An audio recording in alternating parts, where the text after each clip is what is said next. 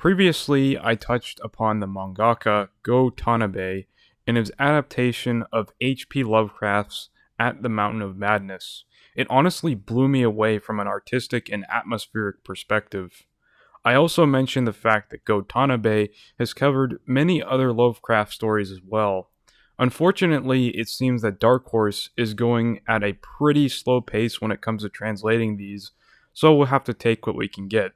I managed to get my greasy hands on a copy of his adaptation of The Hound and Other Stories. One thing I am disappointed is in the shrimpy size of the book. I haven't bought a regular edition of a manga in quite some time, but you can see how it looks in comparison to the deluxe edition of At the Mountains of Madness. I think Go Tanabe's artwork requires a larger format to be able to appreciate his art easier. It's like it had a little baby. But anyways, the main thing we're here for is the stories. First one on the list is bar none one of my favorite in the collection, called The Temple. I honestly think that this is one of the creepiest stories that H.P. Lovecraft has ever done. Being out at the ocean is already scared enough of a thought to me, but then you add being in a submarine full of Germans, and I'm breaking into a sweat here. It perfectly captures that isolated feel, especially with the conditions the crew is under. Go Tanabe's art is immaculate as always, and nails the feeling of dread. He uses a lot of black later on when the submarine is submerged, and it feels so suffocating. This story easily proves why Tanabe is the gold standard for these adaptations. The guy just gets everything that Lovecraft's trying to do, especially when it comes to the environment. Not only does the sea look so vast and scary, but the architecture that's later present in the story is overwhelming in the best way possible. I'd usually say something like this can be pretty hard to read visually, but I think that's the best way to approach Lovecraft. It should feel so endless and confuse the senses, leaving you feeling very small.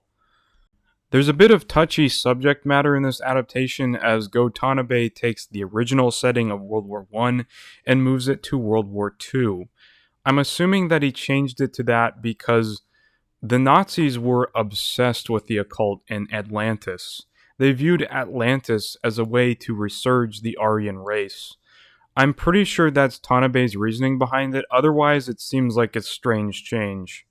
The second story is the one featured in the title, The Hound. It's not as complicated as the last story, but it's pretty decent. So as you can expect, this is about a dog. A dog of the flying agent death variety. Kinda reminds me of my neighbor's dog. Seriously, man, put that thing on a leash, it's gonna kill someone. It's fairly basic as a Lovecraft story goes.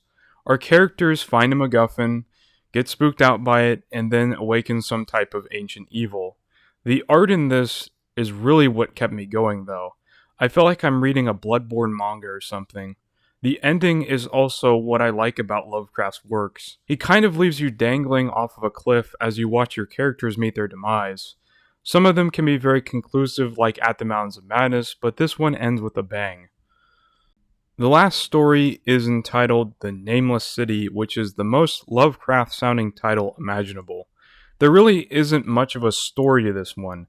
It's just an explorer traveling through the Nameless City. What you're mainly here to appreciate here is the architecture. Lovecraft was a fairly descriptive writer, so Go Tanabe lends himself to that aspect of his writing very well. It feels very gritty, and when the explorer finds the pictures on the ceiling, it fills me with dread.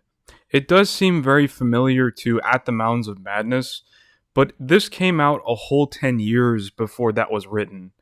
I don't know if I would call it a must-read for Lovecraft fans, but it's a pretty solid collection of stories. I can see why some of these are lesser known, but if you like Lovecraft's writing formula, I give it a shot.